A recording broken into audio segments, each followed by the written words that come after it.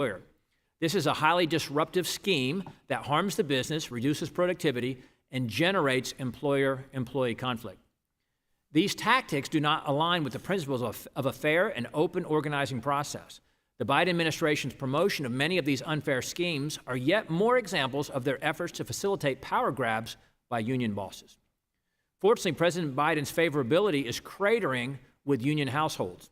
The American people are seeing Biden's big labor bias for what it is, anti-worker and anti-business. In fact, polls show that union households have shifted 6 points towards President Trump since 2020. The American people understand that President Biden's economic policies actually harm working-class families. The biggest factor in raising workers' wages is a strong economy, like what we had under President Trump's leadership, not the hyperinflation-causing policies known as Bidenomics. Going forward, we should ensure that both employers and employees can express their views openly and honestly in a labor dispute and allow any negotiations to be conducted in good faith, absent union intimidation. With that, I yield to the ranking member for his opening statement. Thank you, Mr. Chairman. Thank you to the witnesses. I'm tempted to quote Ronald Reagan, there you go again. Trickle down will work for everybody, just trust us. But I guess I did do that, I apologize. But I wish we could focus on a strong economy where it benefits everybody. It's pretty clear that when workers have a voice, whether they be unionized or not, and clear to me that the union movement helps union members and non-union members to have that voice at a time where we're at the highest level of inequality in the history of this country, where the average union worker's hourly wage is about $23 an hour, but the average wage of the Fortune SP 500 corporations is almost $9,000 an hour. In 1965, when union membership was at its highest and our economy was amongst the best it's ever been in history, there was a clear correlation between the pay for CEOs and their workforce. It's now only almost 400 times the average worker. In those days, it was 3 times. So something is amiss. I'm for fair organizing, legal organizing, and I think the vast majority of the people in the union movement do that. If they can talk honestly to their members or their prospective members, then we can have a fair conversation. And high road employers realize that. They realize their workforce is the essence of their success. And I knew that when I was a small business owner. And I had been a union member before I was a restaurant owner. I understand the importance of the relationship between the workforce and the profitability of a business, whether it be small or S&P 100. I believe both can prosper. As a matter of fact, I think both must prosper in the United States of America for it to work for everyone. The folks who make this country work are the folks that are asked to defend this country in its moment of need through history. If they don't feel part of the overall e pluribus unum, out of many one, then it doesn't work, and that's what's happening right now. And that's what President Biden and we are attempting to do. Given the title of this hearing and the chairman's opening statement, it feels that this is designed to be another in a series of hearings undermining workers' right to organize and collectively bargaining, not making sure that the rules are clear to both parties and that they both adhere to them. Let's make one thing clear: workers are their union. When my colleagues and their large corporate allies attack unions, they are attacking workers who are seeking a better life and want to achieve the American dream. They are attacking people like Priscilla, a union cook in San Francisco. After joining Unite Here, Local 2, of which many years ago I was a member of, Priscilla and her co-workers' collective action helped them win family health care. She also won job security. Priscilla says, "My union contract gives me a sense of security that I'm always going to be able to provide for my family." It's not just Priscilla who benefits through her union. Research consistently shows that when workers band together to have a voice and exercise their right to organize, they have higher pay, better benefits, and safer workplaces. And research also shows that non-union workers benefit from it as well. In fact, the average median union worker is paid approximately 20% more than the median non-union worker. And in the private sector, union workers are 26% more likely to be offered health insurance through work. 12 to 15% more likely to have paid leave, and 53% more likely to have defined pension plans, benefit pension plans. Unions also help grow the economy from the bottom up and the middle out and increase economic mobility for historically underserved and overlooked communities. As we fight for the equity and justice in the workplace, unions uplift workers' voices and push for better, safer working conditions. Unfortunately today, right-wing billionaires just can't get enough. They've funded organizations, and Republicans are attempting to weaken workers' rights to organize and collectively bargain through anti-worker legislation. Not only is the majority fighting to gut workers' rights and ability to win a strong contract, they also want to tie the hands of employers who voluntarily choose neutrality and respect their workers' choice on union representation. Companies like Microsoft and Akash Systems recognize that you don't have to fight your workers tooth and nail. The Vice President and Deputy General Counsel of Microsoft said its neutrality agreement with the Communications Workers of America, quote, reduced friction, it built relationships with our workers, end quote. She even recommended other businesses rethink neutrality agreements and respect workers' choice. For all the majority's talk of restrictions on employers, they are now meddling with an employer's ability to facilitate a positive relationship with organized workers. For the employers who want to be high road employers. The focus of this hearing also completely ignores the primary obstacle that workers face in exercising their freedom of association: aggressive and pervasive union busting. The reality is that many unscrupulous employers, not all, not the high road employers like Microsoft, are threatening, surveilling, and firing workers for their union interest and activity without any meaningful repercussions because of the lack of civil penalties on the law and the severely underfunded National Labor Relations Board. The Biden administration has made significant progress towards cracking down on dishonest employers and supporting workers' right to organize and respecting high road employers. However, we still have a long way to go. That is why we must work together to pass the Protecting the Right to Organize Act, or the PRO Act. I'm proud to join Ranking Member Scott, Representative Brian Fitzpatrick in reintroducing this landmark proposal from last year. The bipartisan PRO Act would rectify the weaknesses in the NLRA and level the playing field in the workplace by strengthening, not weakening, workers' basic right to join or form a union and holding unscrupulous employers accountable. Labor unions have always led the fight towards many of the critical advances in today's workplace, and we will continue to guide workers to securing higher wages, better benefits, and safer workplaces. What's more, unions create workplace democracies. This is a choice, so that workers have real voice in their conditions. An attack on labor unions is an attack on workers and their families.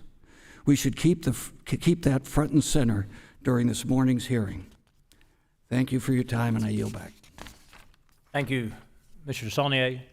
Pursuant to committee rules, 8C, all members who wish to insert written statements into the record may do so by submitting them to the committee clerk electronically in Microsoft Word format by 5:00 p.m., 14 days after the date of this hearing, which is June 5, 2024. Without objection, the hearing record will remain open for 14 days to allow such statements and other extraneous materials referenced during the hearing to be submitted for the official hearing record. We'll now turn to the introduction of our distinguished witnesses.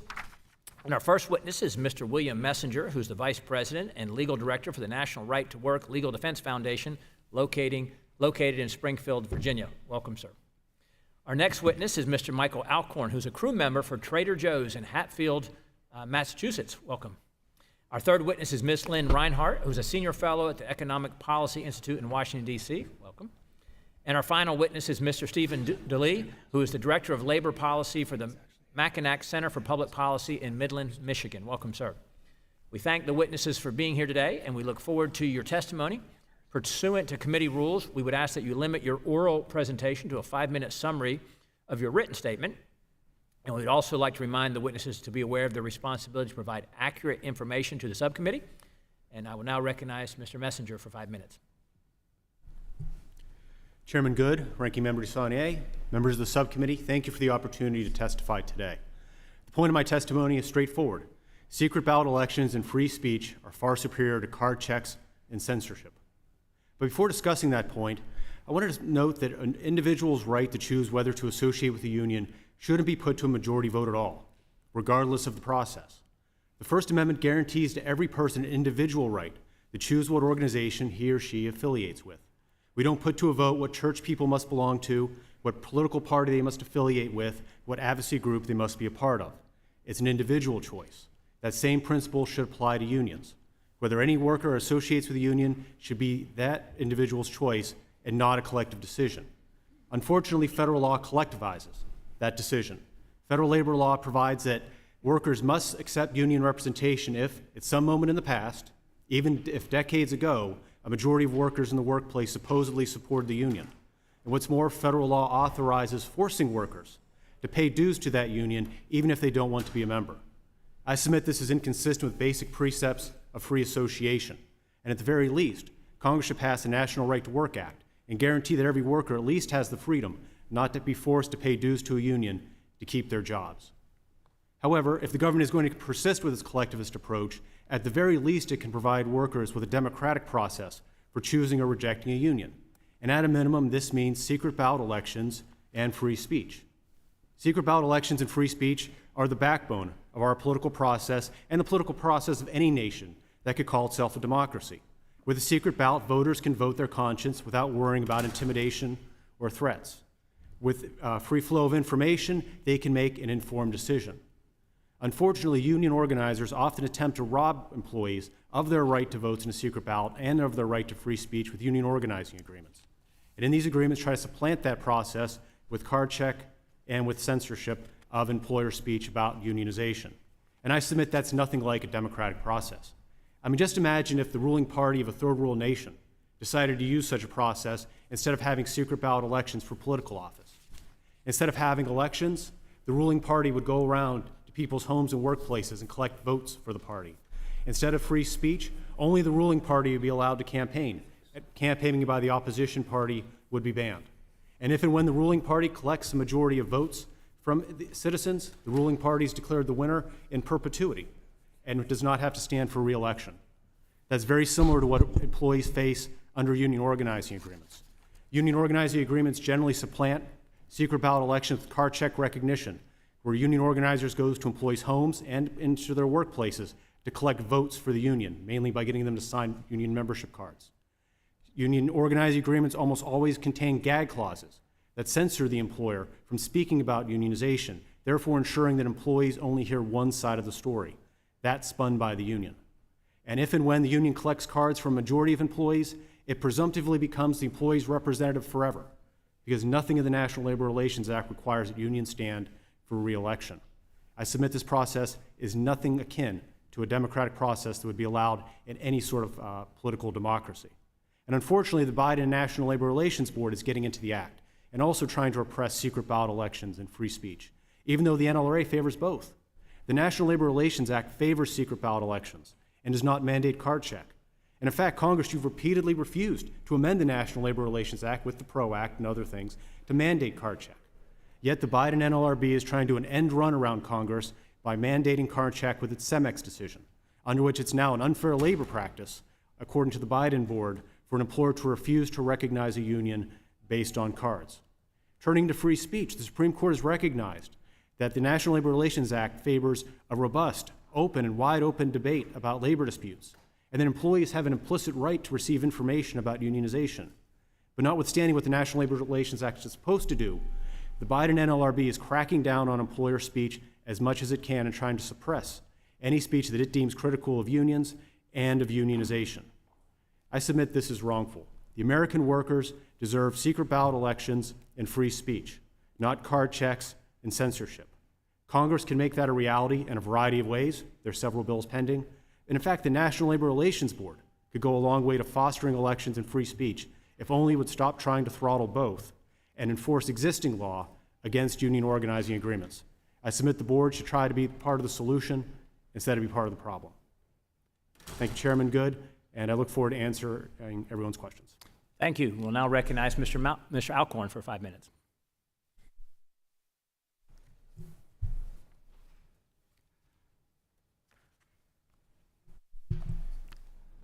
My name is Michael Alcorn. I've been a crew member at Trader Joe's for nearly 10 years. Thank you for allowing me to share my experiences with the Trader Joe's United Union at my store in Hadley, Massachusetts. Prior to the campaign, I had no firsthand experience with unions. My only thought on unions was that they looked like a positive unifying force. The realities I experienced both during and since the union campaign were not positive nor unifying. From the beginning of the campaign, everything was very one-sided. Pardon me, I'm going to ask you to pull that microphone a little bit closer to you so we can hear you better. If you would. Bring it right up. Can you? Yeah, we're having trouble hearing you there. Should I start again, or? Yeah, let's restart the clock and let him go again, please. Okay, thank you so much. From the top. My name is Michael Alcorn. I've been a crew member at Trader Joe's for nearly 10 years. Thank you for allowing me to share my experiences with the Trader Joe's United Union at my store in Hadley, Massachusetts. Prior to the campaign, I had no firsthand experience with unions. My only thought on unions was that they looked like a positive unifying force. The realities I experienced both during and since the union campaign were not positive nor unifying. From the beginning of the campaign, everything was very one-sided.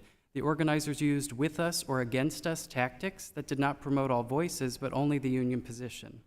I first heard about the unionization efforts from a coworker in May of 2022.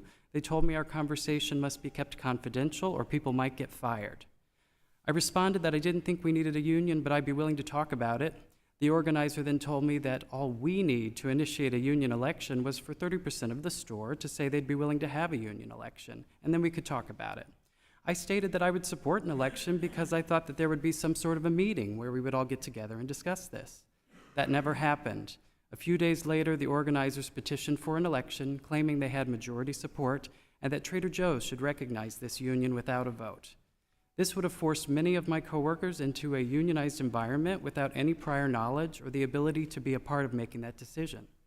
I was lied to by the organizer. They misrepresented what was really needed in order to have a union election, which is 30% support for a union, not an election.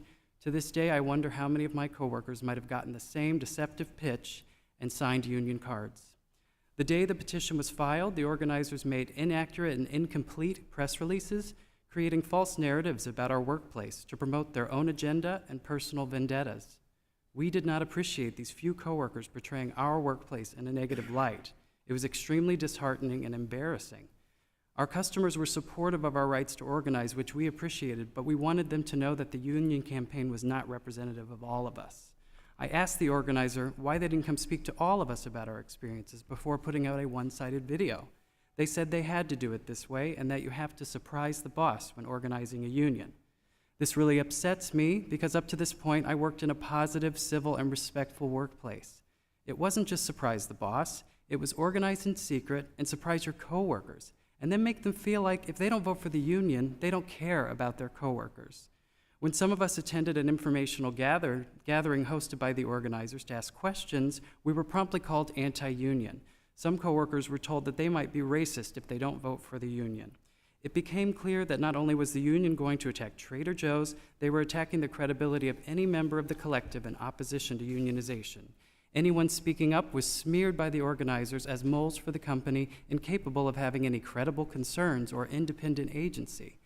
After an organizer realized I wasn't on board, they told me that they couldn't answer any more of my questions because they needed to focus on the people who would help them win. I called the NLRB, expecting them to be able to offer some advice and to see if the organizers had any duty to disclose information that would be relevant to their representing me should they win. The NLRB agents told me that it makes sense that the organizers would only talk to the people who already support the union. Anyone voicing any concern was essentially excommunicated. We were made to feel as if we would not be represented if we were not on board before the vote. Many of us were devastated when the union won. People who were against the union were harassed in the parking lot after the results were announced. Shortly thereafter, with only selective notification, the union held an officer election. Only a quarter of the collective were present. Of those, a few handful voiced their concerns, having an election without notifying everyone.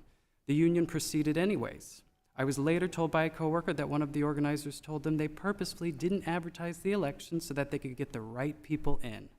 When I spoke to the Department of Labor, I was told that while they do have strict rules to guarantee fairness in union elections, they could not guarantee fairness in this election because it was a new union.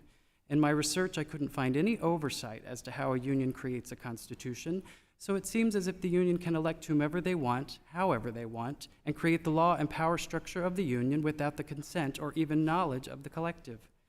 All the intimidation and pressure has been a lot for us to take. We've begun to collect signatures to decertify this union. They've done nothing but be adversarial, misleading, exclusive, and discriminate against anyone who challenges or disagrees with them.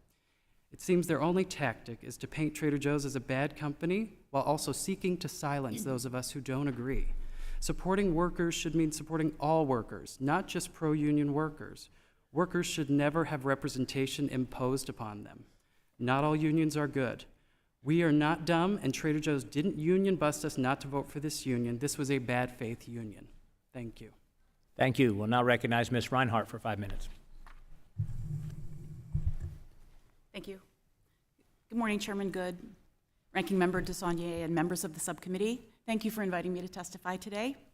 My name is Lynn Reinhardt. I'm a senior fellow at the Economic Policy Institute, which is a nonprofit think tank here in Washington, D.C., that focuses on economic issues as they affect working people. This hearing is taking place at an exciting time. Workers are organizing at their workplaces at levels we haven't seen in years. Support for unions is at its highest in decades, particularly among young workers. Union membership has increased in each of the last 2 years. Workers are filing more petitions for union elections and are winning a higher percentage of elections.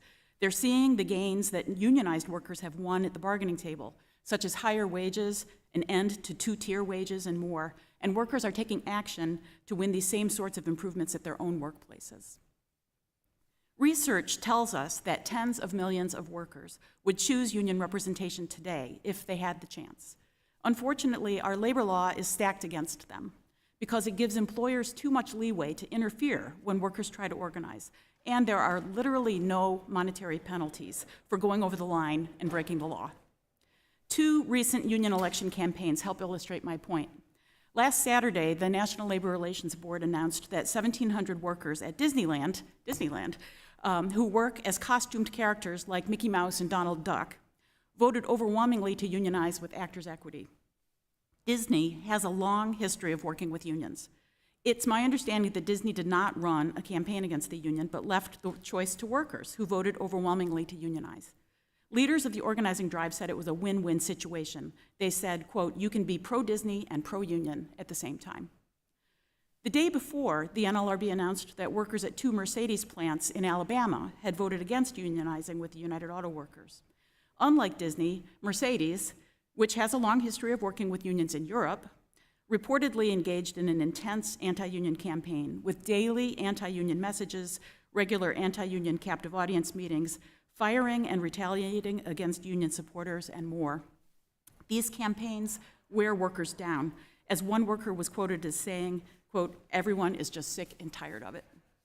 Mercedes' conduct is being investigated by the German government for violating German law, and charges have been filed alleging that Mercedes violated US labor law. But if the NLRB finds that Mercedes crossed the line and illegally interfered with their workers' organizing rights, Mercedes will face no monetary penalties under US law. None. There has been a lot of talk today about employee free choice and the suggestion that an NLRB election is the best or perhaps only way to assure employee free choice about whether to unionize.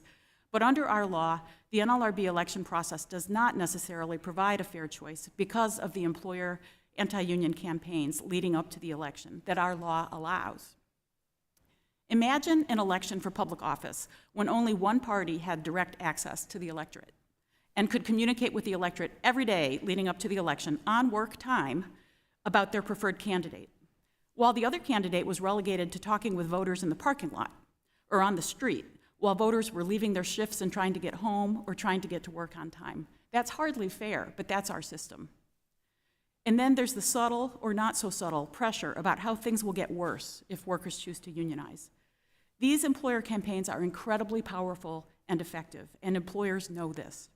Because the bottom line is that workers don't want a fight with their employer. They want a union and a collective voice to make their jobs better. That's why We should support employers and unions coming together to reach agreements on how organizing campaigns will be handled. There's nothing improper about these agreements. They lower the temperature, establish basic ground rules, and in so doing, they actually facilitate employees having a free choice about unionizing, which is everybody's goal and is what our law is supposed to protect. We should support these agreements, not criminalize them, as one of the bills being discussed today would do. In sum, workers want unions. Unions help all workers, both union and non-union, in winning better pay, benefits, and fairness on the job. We all saw the UAW bump, the pay raises that non-union auto plants gave their workers after the UAW's historic contracts last fall. We should be focused on ways to make it easier, not harder, for workers to exercise their rights to form and join unions. Passing the Protecting the Right to Organize Act and the Public Service Freedom to Negotiate Act would be a great place to start. Thank you, and I'd be happy to answer your questions. Thank you. We'll now recognize our final witness, Mr. DeLee, for 5 minutes. Chairman Good, Ranking Member Dessigné, and members of the subcommittee, good morning and thank you for having me. My name is Steve DeLee, and I'm Director of Labor Policy for the Mackinac Center, a 501c3 research and educational organization that advances the cause of free markets and limited government. I'm here today to support policies that will better enable workers to make a free choice about unionization in the workplace. These policies are necessary because the current administration, including the National Labor Relations Board under Chairman Lauren McFerrin, have encouraged the adoptions of policies that favor unions over workers.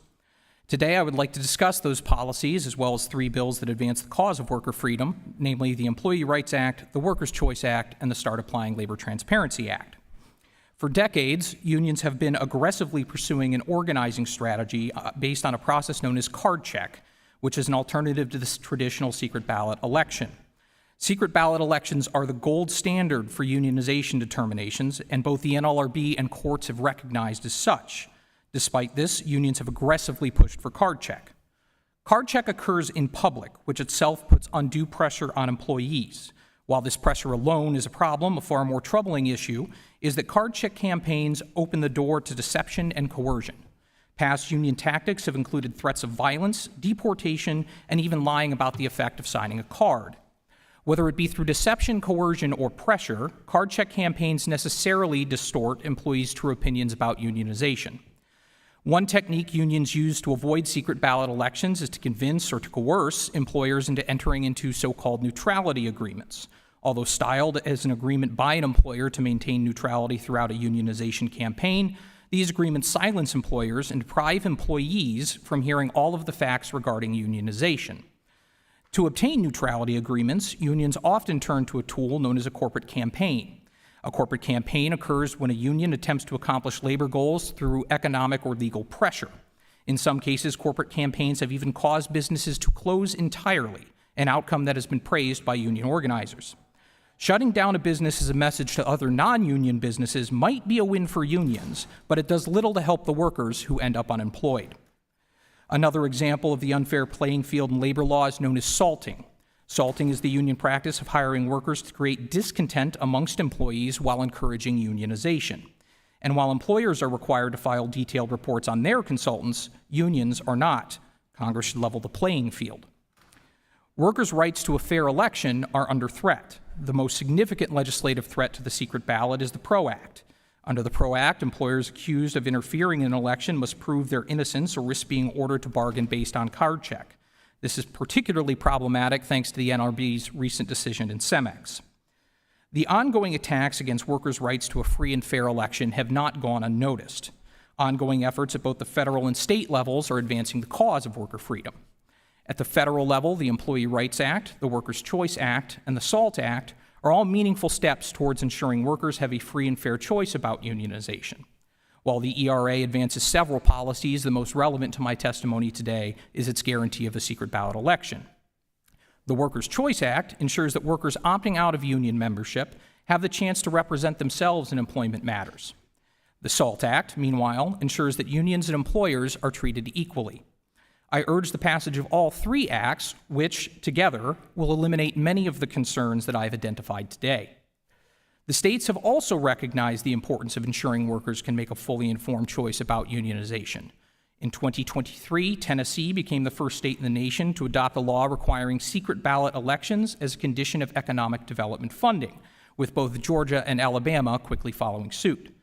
These states are at the forefront of pushing back against federal overreach and are ensuring workers can make a fully informed decision about unionization. Congress should heed this growing chorus of state voices and enact common sense reforms to protect workers.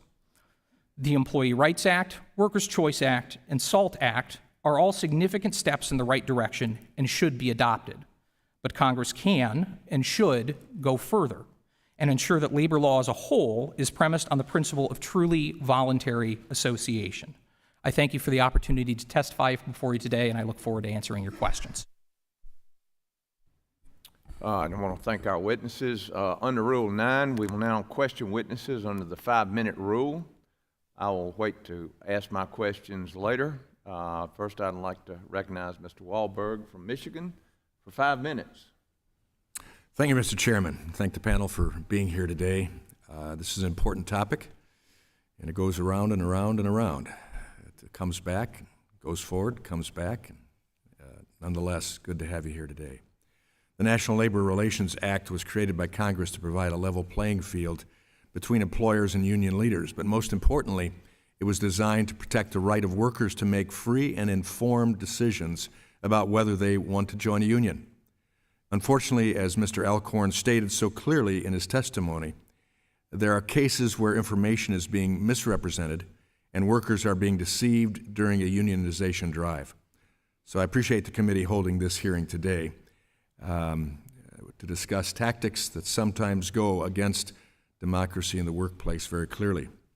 Mr. Daly, thanks for being here.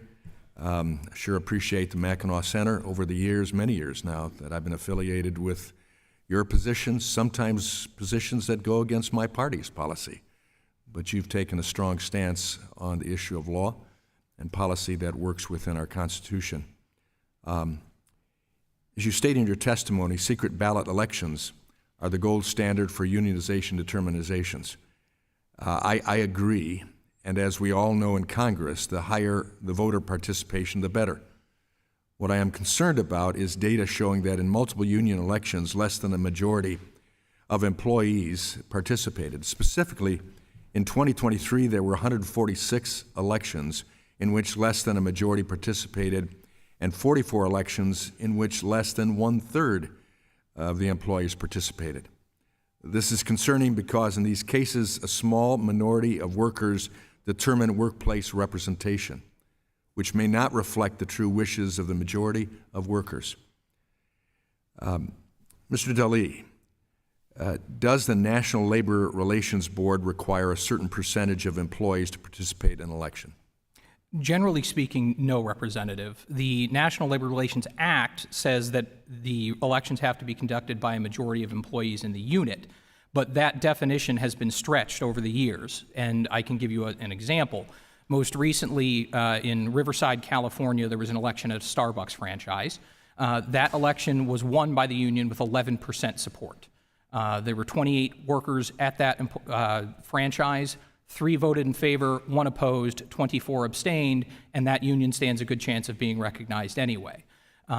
So we've gotten away from a point where at least a quorum of employees even are voting on this issue. Okay. Does the current National Labor Relations Board have policies to incentivize high voter participation among a potential bargaining unit, Mr. Daly? Yes, they do. So for the past several years, the NLRB has been advancing both mail-in ballots and more recently electronic ballots. And this is despite the fact that statistics have shown that these reduce voter turnout relatively significantly. In Asperius and Keweenaw, which is a 2020 NLRB decision, even the NLRB recognized that those statistics show that when you do remote voting, you lose out on a lot of the participation. So by encouraging that, you're discouraging a truly representative election. And then finally, what benefits do you think could be gained by having a minimum threshold for participation in representation elections? Well, I think that would be very consistent with the original purpose of the Act. I mean, when you're talking about unionization, it's supposed to be representative of the will of the majority of employees of a workplace. Well, if you have an extreme minority voting and making the determination for the majority, you lose out on that level of democratic support. So I think at the very least, a quorum of employees should be necessary in order to have a union recognized. Thank you. Mr. Alcorn, thank you for being here. You mentioned in your testimony you tried to get basic pros and cons, both sides of the issue on unionizing Trader Joe's. How did Trader Joe's United organizers react to Trader Joe's crew members requesting information about the union?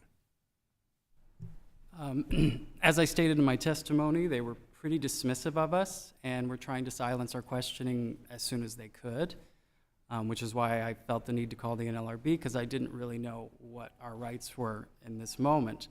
They seemed to also intimidate our workplace into making us feel like we couldn't even discuss these issues with our mates in the store. And we have really good relationships in the Trader Joe's. It's a different setup than maybe other workplaces. And so it was really hard for us not to be able to have those conversations with our mates.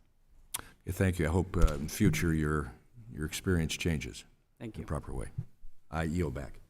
The gentleman from Michigan yields. I now recognize the ranking member for the purpose of questioning the witnesses. Oh, Ms. McBath, excuse me. Ms. McBath from Georgia, I now recognize you for the purpose of questioning the witnesses. Thank you, Mr. Chair, and thank you, Ranking Member DeSaulnier and your staff, and to our witnesses. Thank you so much for being with us today. This is the fifth anti-union and anti-worker hearing that the majority has held this Congress. And it's no coincidence that these are coming at a time when unions are successfully organizing and negotiating in some of the most difficult places in the country. And instead of addressing the working conditions and the wages that are driving this wave, my colleagues would rather change the rules now that they feel that they aren't getting their desired effect of suppressing union membership. Regardless of what you may hear from my Republican colleagues today, the deck is stacked against unions and working families. And to say otherwise is to undermine American workers and their families in favor of companies that time and time again violate federal labor laws. The stakes in these negotiations are not even. When a store is closed due to shutdown attempts to organize, or workers illegally fired for exercising their right to organize, they lose their livelihood. They wrongfully lose their ability to provide for themselves and their families for weeks, for months, or sometimes even a year at a time.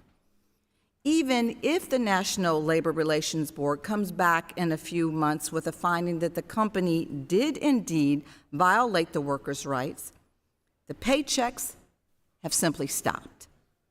Their kids still need to eat, their lights must still stay on, and their rent is still due. Despite violating the law, the company has removed a worker who was legally just simply exercising their rights in the workplace, all at zero cost to the employer. The stakes are far higher for workers and their unions. These families live under the very real threat that their employer could simply shut down the store or fire them just simply on a whim. They are held to the expectation that they will still have to do their best work with that knowledge, while they wait and hope that they have enough money saved up to hold themselves over until they can find another job. Companies can move on like nothing happened while workers lose their main source of income and face life-altering consequences for themselves and for their families. These are entirely different levels of impact that we're talking about here this morning. These misguided attacks on unions and working families are simply wrong. Instead of changing the rules to make it harder for workers to organize, we should be doing what we can to ensure that every American worker can exercise their right in the workplace without fear of being wrongly terminated. Ms. Reinhardt, can you use what time that we have left remaining in my 5 minutes to discuss how important it is that we fully fund the National Labor Relations Board? Thank you. Thank you for your statement and for that question. It's essential that the National Labor Relations Board be fully funded, which it is not currently. It's very underfunded relative to the task at hand. The National Labor Relations Board is responsible for protecting the organizing rights of 100 million workers, and they receive about $300 million a year. And it's been flat funded for a very long time, except for an increase a couple of years ago. And what this means is that the National Labor Relations Board, particularly in the regions, is very understaffed, the workload is very high, and case processing is very slow. So to the example that you provided in your comments about a worker being illegally fired for being pro-union and trying to organize a union at their workplace, the investigation of that charge is slow. The NLRB's action to try to seek recourse for that worker is slow because they simply don't have the resources that they need to move cases promptly and efficiently. It's truly a case of justice delayed is justice denied. And the last thing I would say on that is that under the National Labor Relations Act, unlike many other labor and employment laws, workers don't have a right to bring their case forward on their own. They are completely dependent on the National Labor Relations Board bringing their case on their behalf. So if the board is underfunded and they can't move the case, then the worker is really out of luck, which is a terrible situation for workers to find themselves in. Thank you. Thank you, and I yield back the balance of my time. The gentlelady from Georgia yields, and now I recognize myself for 5 minutes for questions. My home state of Georgia has been named the best state to do business in some 10 years in a row. We are a right-to-work state, which, Mr. Alcorn, that means that if you have a good job and you want to keep that job, that you do not have to pay union dues to keep that job.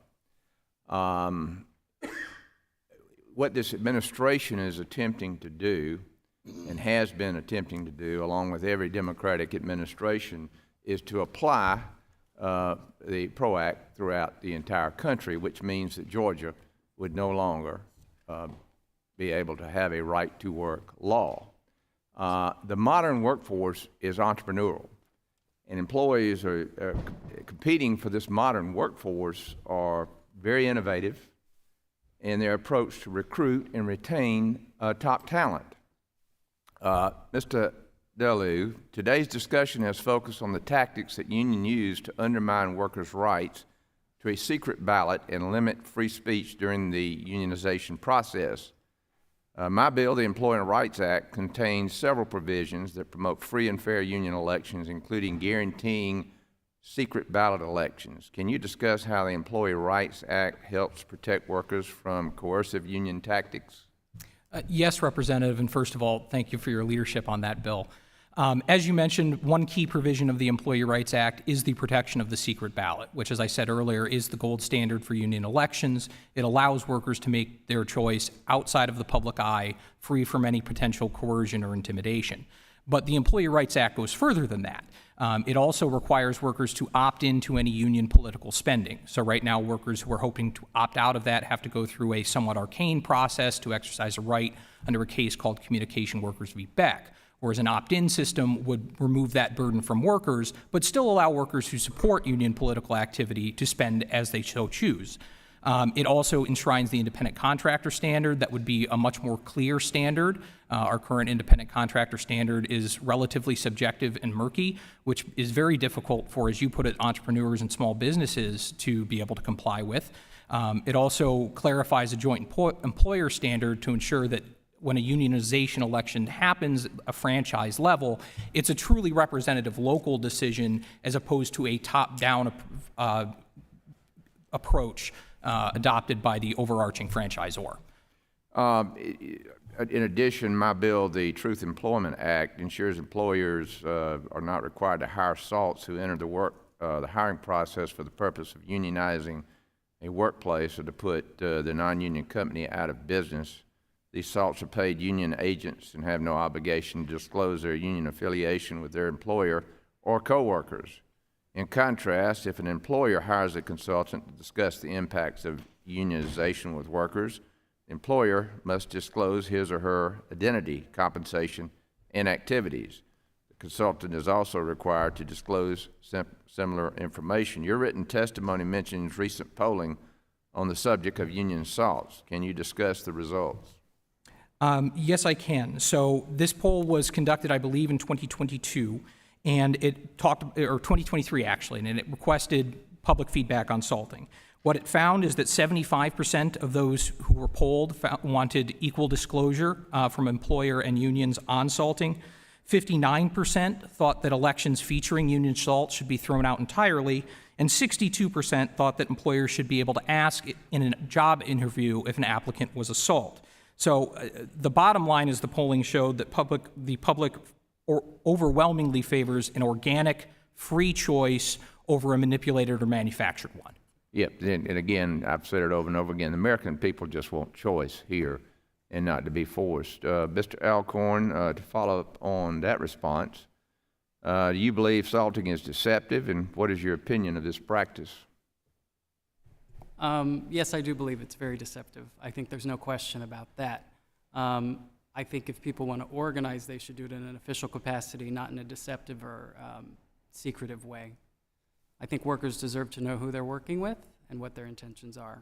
That's workers' rights.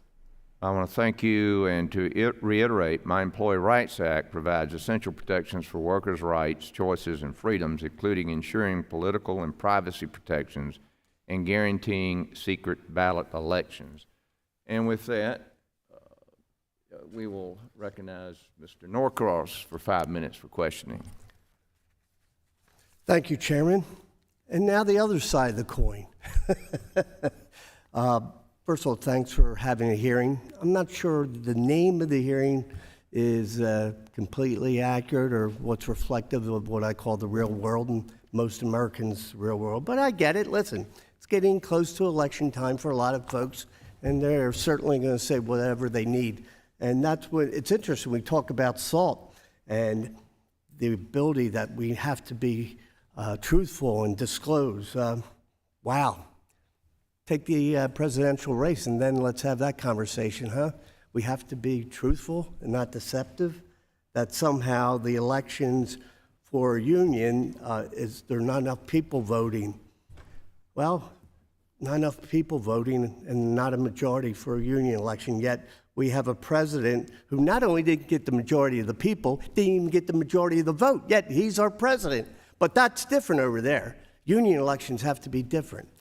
Listen, if you want to do real polling, you go to the numbers of people, workers who want a union, overwhelmingly, approaching 70%. If you go down the line here today, less than 0.5% would know what a SALT is. That's the reality of what's going on. What is going on is people just want to have a voice in their workplace. They're not out to bankrupt people. We can each pick out anecdotes on what's going on, this horrible issue, but the vast majority of people just want to have a say in their workplace. And that's an issue. So when we look at the issues around SALT, they're volunteers, the vast majority of them. Just people like you and I who want to go in and be treated fairly.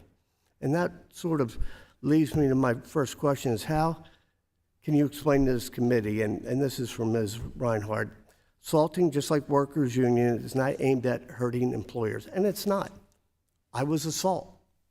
I'm not sure anybody else in this room can say that. I was a SALT before they even called them SALTs. But talk about that.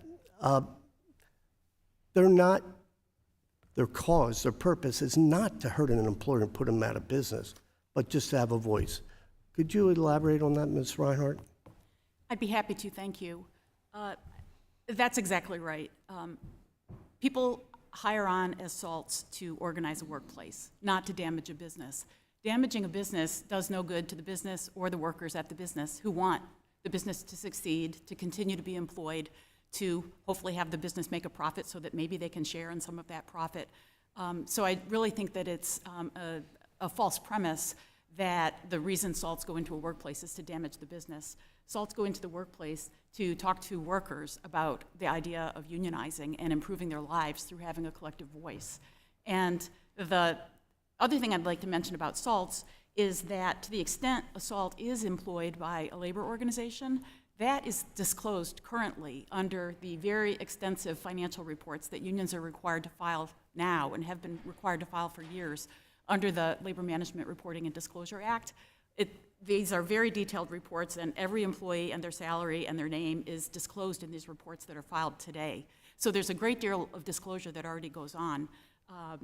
Legislation to require more disclosure really isn't needed. The last thing I'd like to say on the topic of salting is that one of the bills that's being discussed would actually legalize discrimination against workers for being pro-union. That's what legislation allowing employers not to hire salts would be, is legalizing discrimination against people because they're pro-union. And that just completely undermines the premise of our labor law, which is that workers ought to have a free and fair choice to be pro-union and to organize their workplace. So I hope that's responsive to your question. Well, it does, and it doesn't change having a salt that is involved in no way impacts or changes whether or not an employee would vote for a union or not vote. Exactly, and I think that's another really important thing to bear in mind. An employee in the workplace who's a salt and pro-union gets one vote. That's it. Other workers get one vote. The salt does not vote for other workers, so it's one vote. It's one person, one vote. So when I was unemployed and was an electrician, we were between jobs. There was a contractor who I know was interested, their employees, in being union. I went down and applied for a job. That ended up creating the beginning. Not only did that employer voluntarily sign with our union, but I ended up a 30-year relationship with that employer that salted from the very beginning. It's not to put them out of business, it's to bring us all together. And with that, I yield back the balance of my time. Thank you. We'll now recognize Dr. Fox for 5 minutes. Thank you, Mr. Chairman, and I want to thank our witnesses for being here today. Mr. Messenger, in your written testimony, you discussed the differences between the traditional or bottom-up organizing process and top-down organizing tactics. Can you discuss how top-down union organizing tactics undermine an atmosphere of free and open debate leading up to a union election? Thank you for the question, Dr. Fox. The simple answer is that one of the aims of almost any top-down organizing campaign is what unions euphemistically call a neutrality agreement. But the key to neutrality is a gag clause on employer speech. And so the result is, in any kind of organizing campaign, only the union can campaign. Only the union can put out its information. The employer's speech about the downsides of unionization, what may happen, is completely censored by that gag clause as a result of top-down organizing. And so as a result, most employees don't have information on both sides of the story when they're making a decision. And of course, under most neutrality agreements, they're not making that decision at all in the privacy of a voting booth, but rather doing so in the teeth of a union card check campaign. It's very important that they understand both sides. Mr. Alcorn, during the Trader Joe's United campaign to organize your workplace, the union promised to be an independent union powered by crew members. Do you believe the union's leadership has lived up to this promise and given individual employees a voice in how the union operates? I do not. This union has been riddled with secrecy. They go to the bargaining table without discussing what they're doing with any of us. I was getting mixed messages about something that did happen at the bargaining table from multiple unions. Will you pull that mic a little closer to you? There Yes. you go. I was receiving conflicting messaging from union leaders about something that was going on in bargaining, and the union leaders said that anybody could come to the bargaining table. They wanted everybody to have a voice.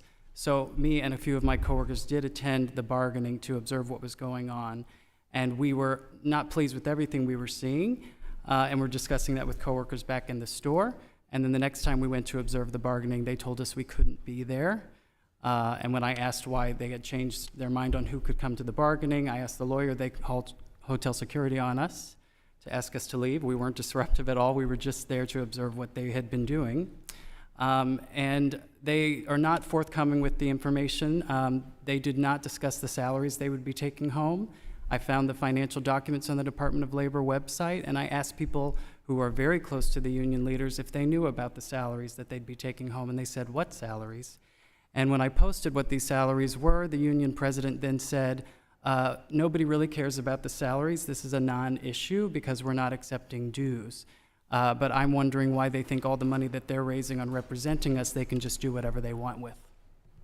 Thank you very much. Mr. Delay, the United Auto Workers Union just lost an election at a Mercedes plant in Vance, Alabama.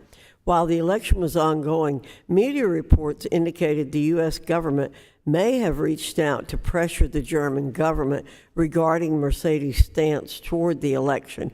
Can you discuss what you know about this unusual action by the Biden administration? Thank you, Dr. Fox. I'd be happy to. The reporting on this is still very fresh, so the details are still forthcoming. But Bloomberg has put forth a number of articles suggesting that someone in the Biden administration, perhaps DOL or some other entity, reached out to Germany specifically to discuss the organizing campaign, and that somehow resulted in an agreement between Germany and the United States to promote unionization. We also know that the European Council, which handles the European Union's international issues, has been involved in this as an investigation, and that now Germany has filed some degree of unfair labor practice charges. The details are still emerging, so it's hard to say for sure, but this would be extremely concerning if true, because you're putting essentially the full force of the federal government behind one side of a private labor dispute, and that would be significantly concerning for me.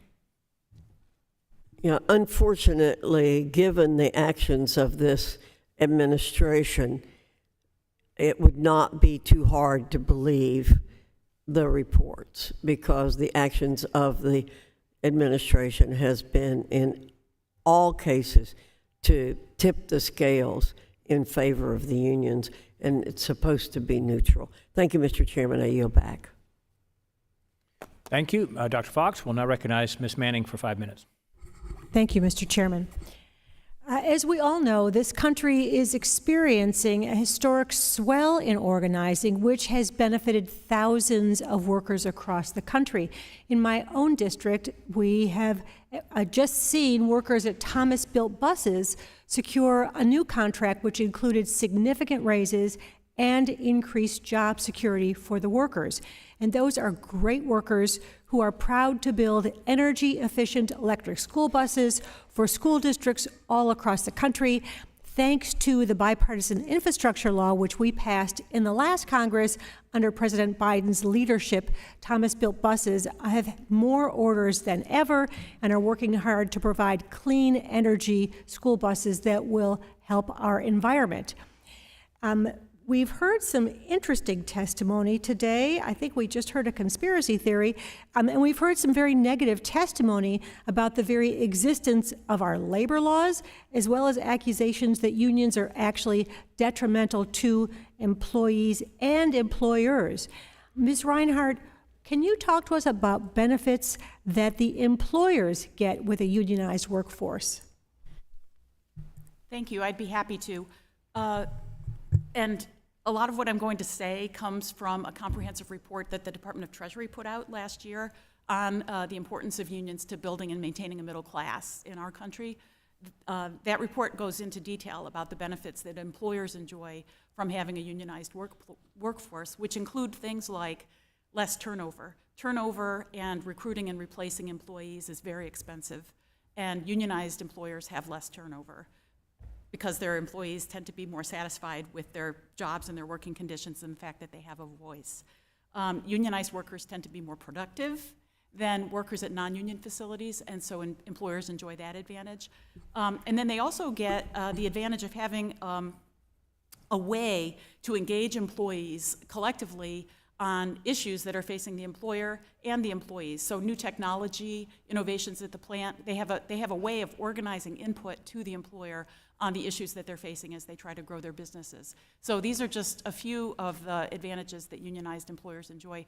I would add the morale issue, which comes about for many reasons, but one of them is that through having a union and a collective bargaining agreement, the rules covering the workplace, pay, and ground rules are all written up and they're transparent. So everybody knows what the rules of the game are, and that helps with employee morale because they know what the rules are and there's less arbitrary random treatment in the workplace. So those are some of the advantages. Thank you. And we all know that when employers don't pay a livable wage, families struggle to put food on the table, they struggle to pay their rent, they struggle to pay child care. So a livable wage, which unions are able to negotiate, helps us reduce dependence on government subsidies that some of my colleagues are so concerned about.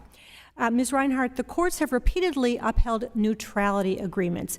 The NLRB has even upheld that national labor policy favors the honoring of voluntary agreements reached between employers and labor organizations, and that the board will enforce such agreements, including agreements that explicitly address matters involving union representation.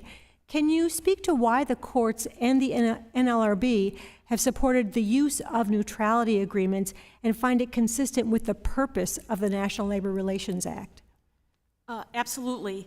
So voluntary recognition has been established practice since before we even had a National Labor Relations Act. It's a situation where employers voluntarily agree to recognize a union based on majority support and decide that they're not going to go through the whole elongated, prolonged NLRB election process, which can be very contentious and it can cause a whole lot of delay. I think the important things to point out about voluntary recognition are, one, that it's voluntary, so employers don't have to agree to it. And in fact, the NLRB's recent CEMEX decision, which has been characterized as mandating voluntary recognition, actually does no such thing. It says employers may voluntarily recognize, and they can choose not to, and they can file an election petition. It's their choice. It's voluntary. And fundamentally, the idea here is that employers are within their rights, and many choose to enter into a relationship, a collective bargaining relationship with their workers' representative more constructively and without a fight, because that starts them off on a better foot, and they can work collaboratively to grow their business and not have a fight. Thank you. My time has expired. I yield back. Thank you. We'll now recognize Mr. Burleson for 5 minutes. Thank you, Mr. Chairman. In reading the 2022 Gallup poll, it indicated most workers, after taking that poll, only 11% non-union employees described themselves as extremely interested in joining a union, and 58% said that they were not at all interested in joining a union. And when you add to the fact that 90% of people who are in a union have never even voted to be in the union that they're forced to pay dues to. When I'm back home, I hear often from people who say that there was once a need that is less and less there for workers. Their unions were once served a great purpose has a diminishing role. And so I wonder if that's what's being reflected in these polls. Is it Delhi? Delhi, Representative. What are your thoughts on that? What's causing the diminishing desire to see a benefit or value in being a member of a union? Well, I think there's a number of factors. For one, the legal environment that we're in has changed since the 1950s. There are significantly more regulations at both the state and federal level prohibiting all sorts of behaviors from safety to discriminatory practices that weren't in place back then. So I think that's one factor. But I think a larger factor is that the American worker has changed.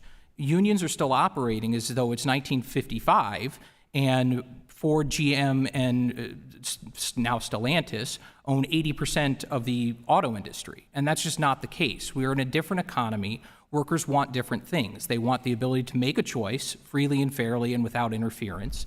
And they want that choice to be meaningful, but they also want independence and a direct relationship and workplace flexibility and work from home and a whole bunch of things that just aren't conducive to a one-size-fits-all approach to how you regulate a workplace. And the once promise that once you unionize, then everyone's salaries go up, you get better salaries, better benefits.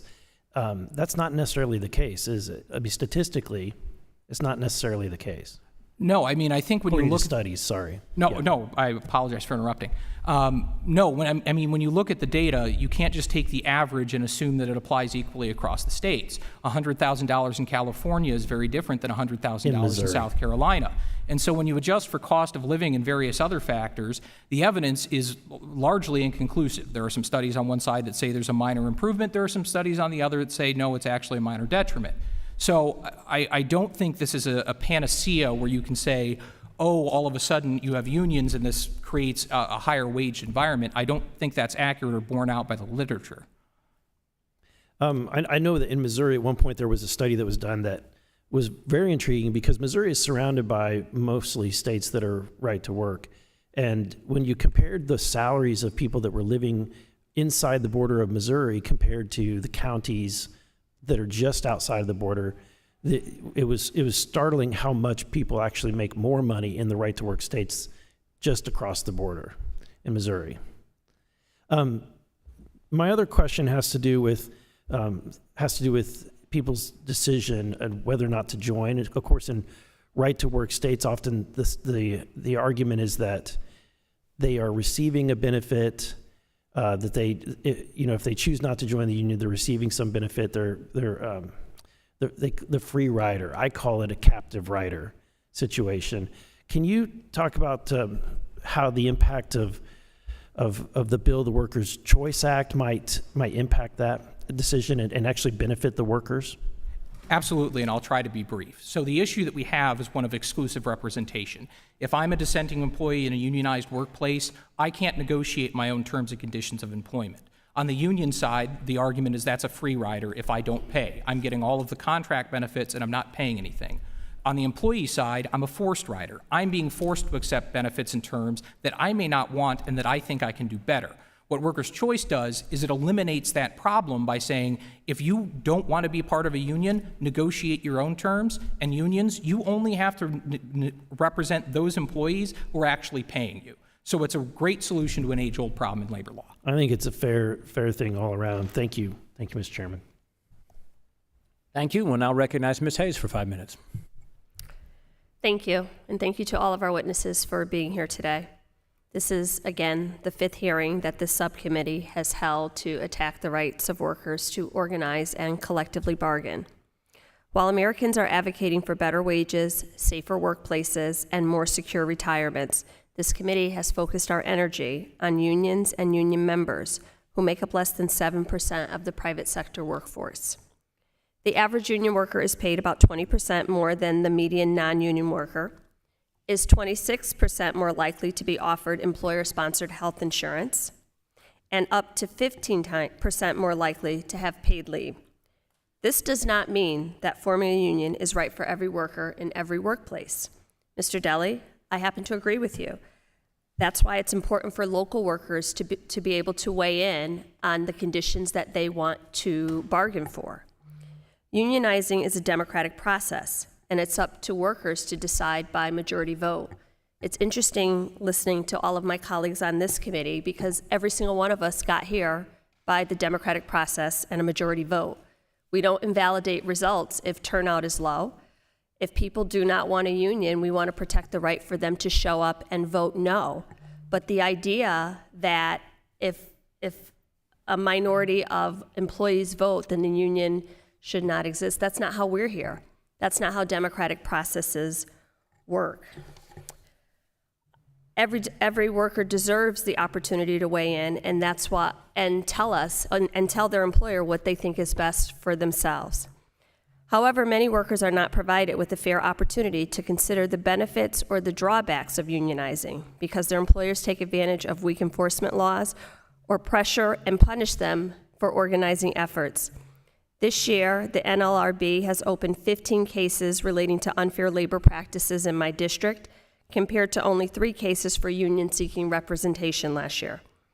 I'm a co-sponsor of the Protecting the Rights to Organize Act, which would provide greater clarity on the organizing process for workers and employers and ensure that workers and employees, and ensure that employers follow the law.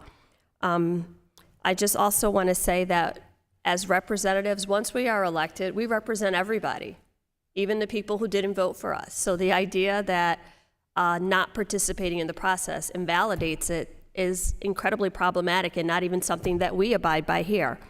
Ms. Reinhart, what tactics do unscrupulous employers use to undermine the agency of workers in an organizing drive? And how would the PRO Act ensure that workers can make these decisions free from employer interference? Thank you for that question. Unfortunately, there's sort of a standard playbook that employers follow when they want to defeat an organizing drive.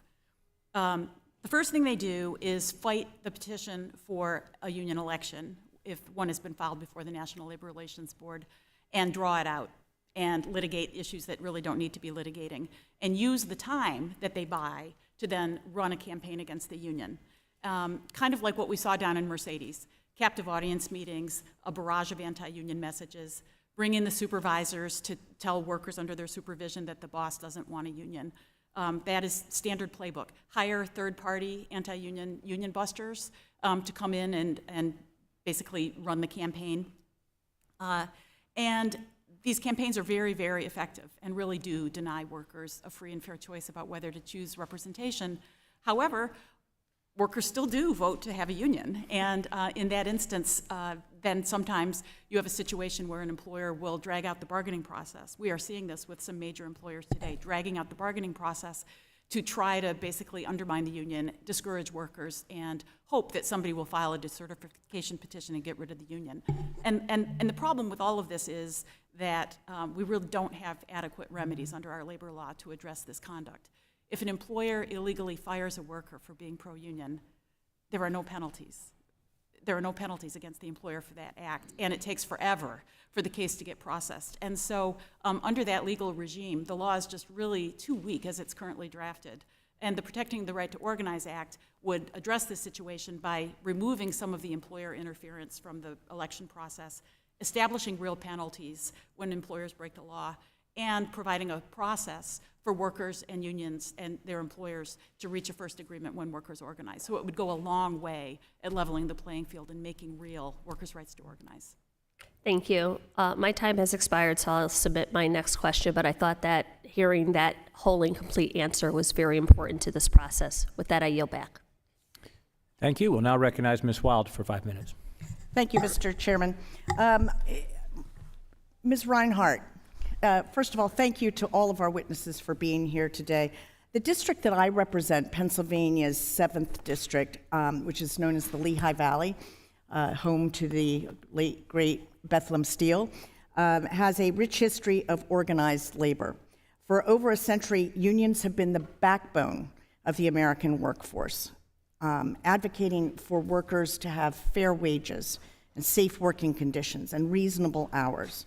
My colleagues across the aisle claim that the balance of power favors unions, but that is simply an inaccurate claim.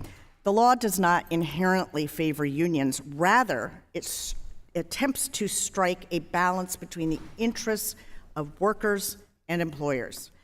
Legislation such as the National Labor Relations Act, the NLRA, and the PRO Act, which I supported, aim to ensure fairness and stability in labor relations by providing guidelines for collective bargaining, protecting workers' rights to organize, and prohibiting unfair labor practices by both employers and unions. Ms. Reinhart, research shows that 75% of employers force workers to attend captive audience meetings to listen to anti-union speeches by management. Can you confirm that, and can you tell us how this coercive tactic denies workers the ability to make independent decisions on unionizing?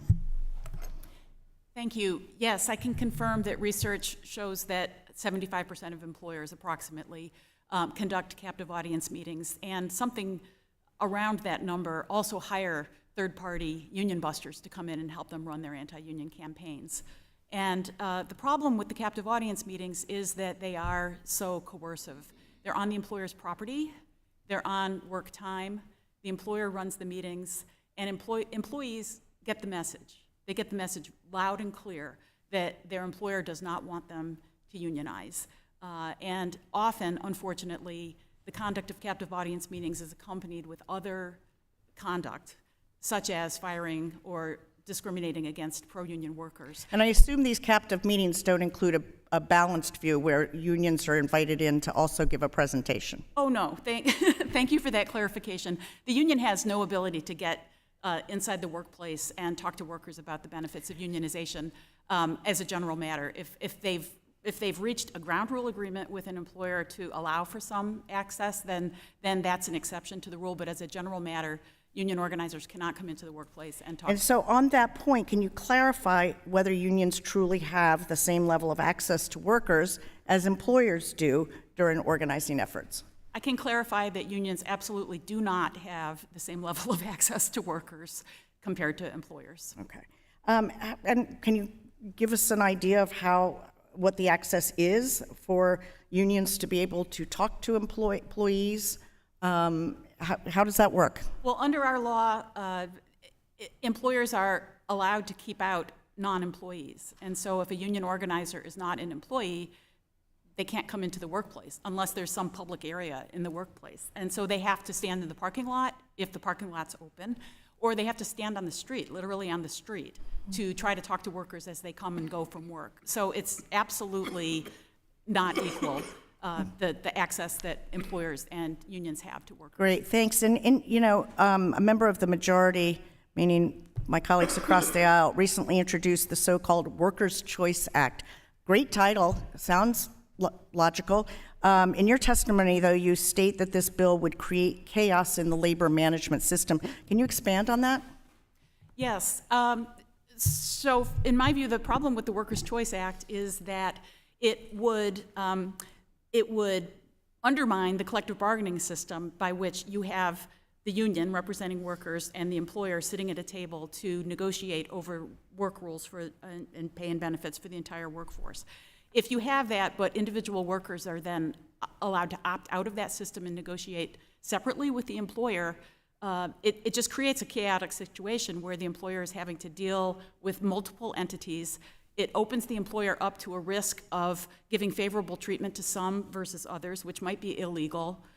It's going to open up all sorts of problems on the shop floor with people being worried about preferential treatment and favoritism. So and therein lies the chaos that you referred to, and Correct. I guess it belies the term collective bargaining, the whole idea being bargaining on behalf of a collective or group of people. Is that fair to say? That's exactly right. I'd also like to point out that under our labor law right now, there's nothing that prohibits an employer from dealing with a members-only union that is less than a majority of the workforce. If 20% of workers decide they want to be a members-only union, an employer can work with that union under current law, and they don't.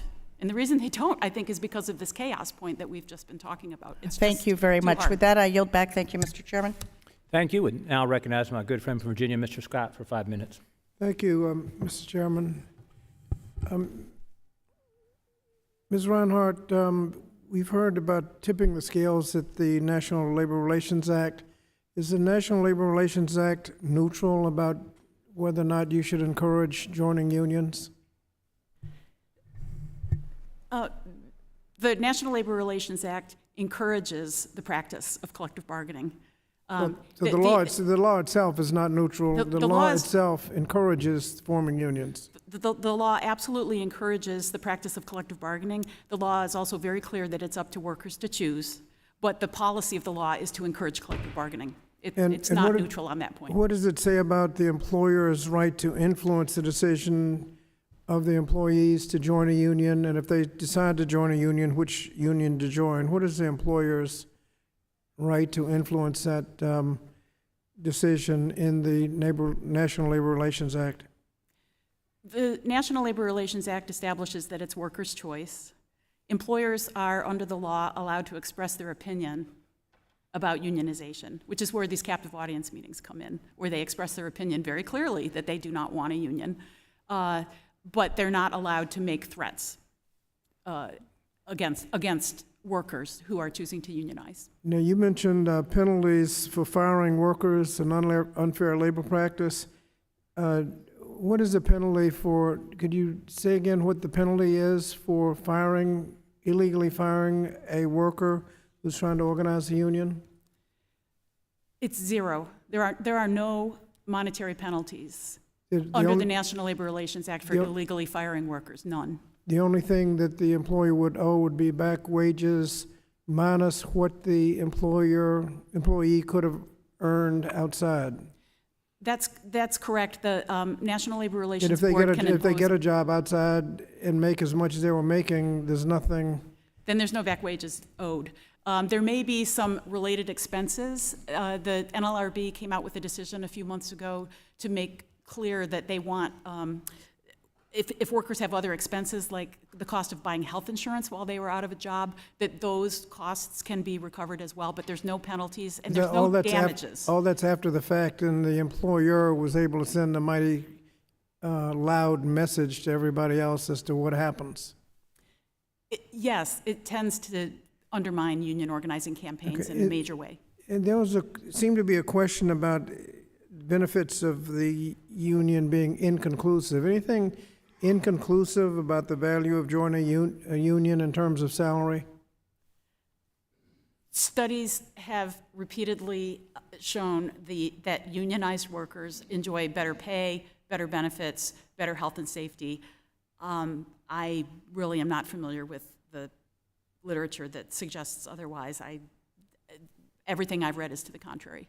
That it's about 20% additional salary, more likely to get health benefits, more likely to get pension.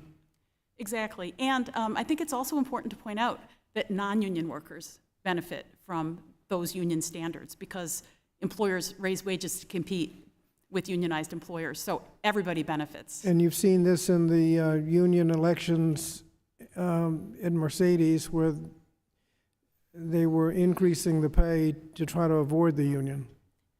And eliminating two tiers, which was another key issue of workers. And they did it really, I think, in response to what the UAW accomplished in the negotiations last fall. The gentlelady from Connecticut, Ms. Hayes, mentioned the fact that we're elected many times with the minority of the people voting for us. Yesterday, I understand that in a special election in California, the winner is going to come to Congress with less than about 10% of the population of his district voting for him, and he will be welcomed in Congress just like everybody else. Let me ask you a quick question on salts. How do you tell under this legislation, how would you tell an illegal salt from somebody who just supports unions? That's a great question. I don't know. I guess the employer would have to interrogate the worker. You discriminate first and ask questions later. Discriminate first and ask questions later. I think that's right. Thank you. Thank you, Mr. Chairman. I yield back. Thank you, Mr. Scott. We'll now recognize the ranking member for 5 minutes. Thank you, Mr. Chairman. Ms. Reinhardt, the neutrality agreements, Microsoft, 100,000 people were affected. Tell me a little bit more about that. Why are so many high road employers? And what I mean by that expression are people who are both union employers and non-union employers who pay competitive wages and benefits, pay their taxes, and bring the country up altogether, union and non-union. So in this instance, a company like Microsoft applying a Neutrality Act to negotiations for 100,000 affected people. Tell me more about that. And then in the context of some of your other comments today about whether Americans want to be in unions or not, or Mr. Alcorn, I'm sorry to hear your story. Of course, there are hundreds of stories that could be told on both sides of that. I will take your story at face value, and it upsets me as a pro-union person when people start to bend the rules on either side too much. Elections do have sharp elbows involved, but we try to comply with the law. So neutrality acts go ahead of that, go back to the culture of what's good for the employer is good for the American people, not just what's good for the General Motors corporate executives.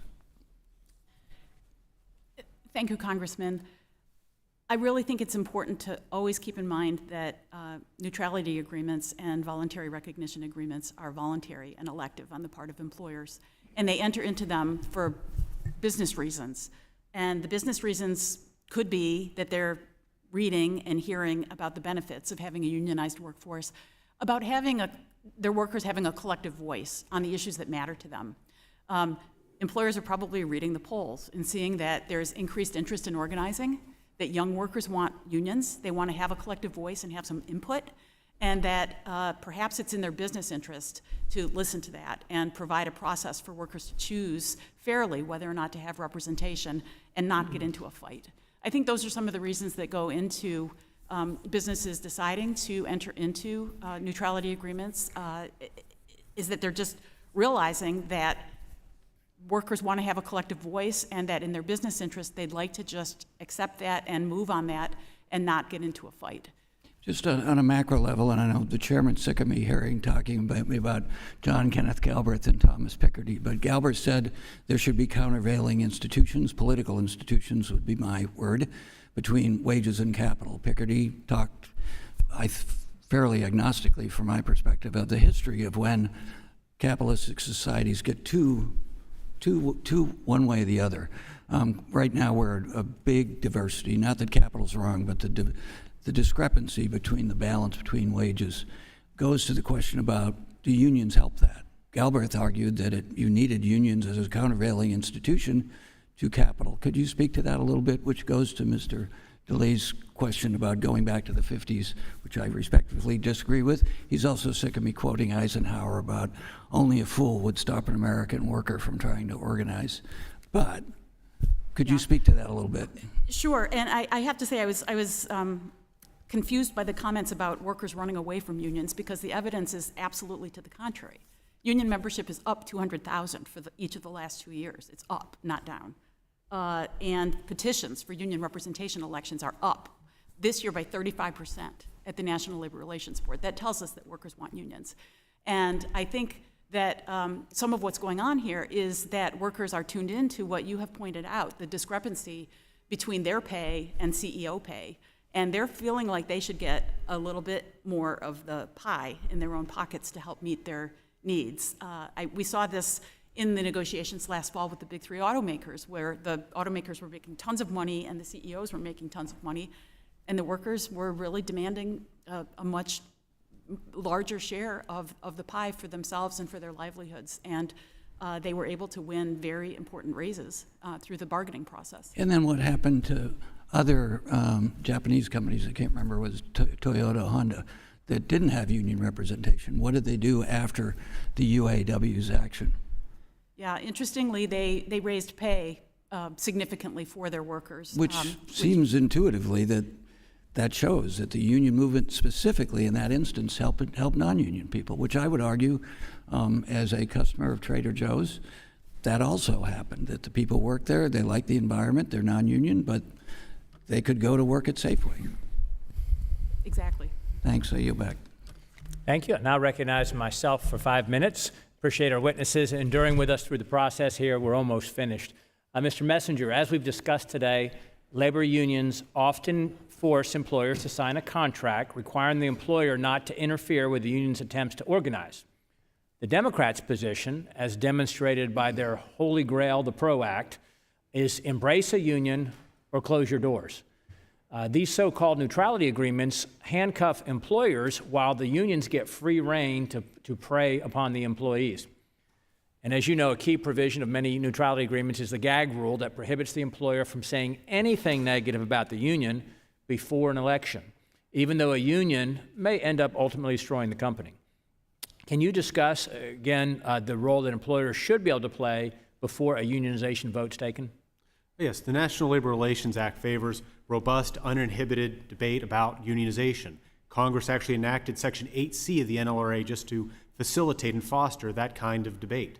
So employees can hear both sides of the issue when they make their decision, preferably in a voting booth. Gag clauses, of course, deprive employees of both sides of the story about unionization and therefore hinder their ability to make an informed choice. What about any free speech concerns with the restrictions that are placed on employers? Well, the gag clause generally prohibit employers from saying anything about unionization or the union. In fact, in some organizing agreements, the gag clauses require that the employer say something favorable about the union to try to encourage the employees to unionize, which sometimes is sort of difficult to accept because usually employers are coerced to enter into these agreements. So they're coerced into saying something that they don't even believe.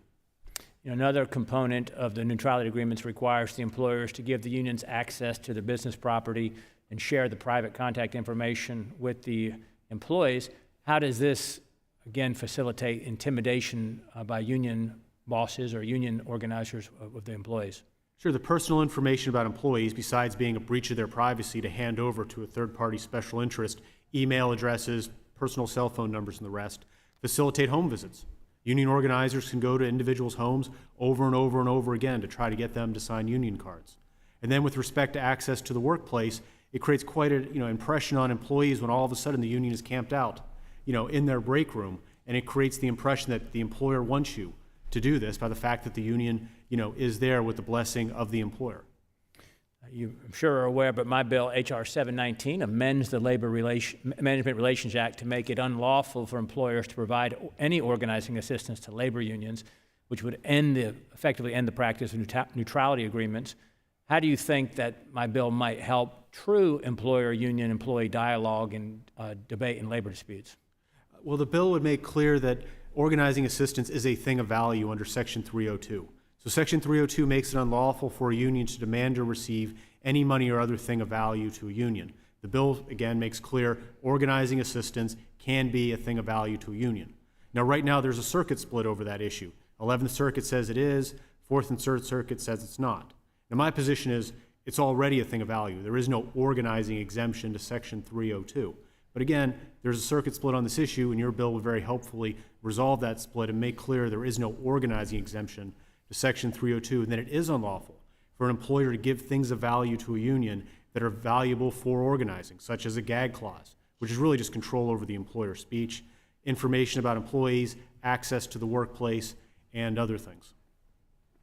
Thank you. There's been a lot of stats thrown around today, but despite the great lengths the Biden administration has gone to promote and support big labor, the Bureau of Labor Statistics shows private sector union membership is at an all-time low of 6%, something that Ms. Hayes, by the way, agreed with. A 2022 Gallup poll found that more than 58% of Americans not currently in a union have no interest in joining one. More than 90% of workers represented by a union under the NLRA today never voted for the union that represents them. In 2015, unions represented 8 million private sector workers under the NLRA, and just under 500,000 of those, or about 6%, ever voted for union representation at any point in their careers and were still employed by the company in which they voted for the union. The remaining 94% either voted against the union, opted not to vote in the election, or more commonly, inherited the union previously certified as the exclusive representative. In a 2022 Gallup poll, non-union workers reported, and this does not surprise me after working in an auto factory with a union, but non-union workers reported being more engaged, enthusiastic about their work and their workplace than union members. On the other hand, about 24% of union members reported being actively disengaged, unhappy, and resentful that their work needs were not being met. So with that, I will yield the remainder of my time and ask the ranking member to give his closing statement. Thank you, Mr. Chairman. It's a fascinating conversation. Louis Brandeis once said that we can have concentration of great wealth in the hands of very few Americans, or we can have democracy. We can't have both. I would argue the latter has happened. The funding for our campaigns, presidential campaigns, and Citizens United is disproportionately towards people who have accumulated lots of capital and use it for their own ends. And a lot of them believe, quite honestly, that average people are not smart enough or capable enough to have free and fair elections and be engaged, whether it's in a union election, a city council election, or a presidential election. We hear people right now, running up to this next presidential election, saying that duly certified, proven through the courts presidential election was fake, wasn't accurate. Somehow we've gotten this view that you can be as greedy as you want to be, and that's okay, at the sacrifice, in my view, of working people. And I believe that average people can govern, but they're at a disadvantage. And to Galbert's observation, unions and organizing give average people a voice. They are not perfect. They are human institutions. So unfortunately, sometimes people don't do things that we'd like humans to do perfectly in organizing. But disproportionately, I would argue that corporate interests have now broken the laws that used to be in effect when the CEOs made 3 times what their average worker as opposed to 400 times, which is the world we live in right now. This is a good conversation. We have to stick by the letter of the law. People bend the law. But we also have to be mindful of what this country's about. It's about merit, hard work, and people being able to get their fair share. And right now we don't have that because the concentration of wealth is very disproportionate. And even conservative economists warn about that concentration of wealth. The way to get at that from a political instance is to give workers voices. And it's pretty clear to me that the union movement historically has done that. And not to dismiss the 50s or to go back to the 1860s, there are institutions in this country that have wanted cheap labor. That's the way it's been. But we've had a fight throughout our time to recognize individual choice and merit, but also and recognize that unfortunately human nature being what it is, that some people decide that their interests are everyone's interest. Unions are what represent everyone's interest as a political entity, as an economic entity. And that's why it's important that we give them the strongest voice legally that we can, which is working through the current system. And respectively, we have a very different perspective on that.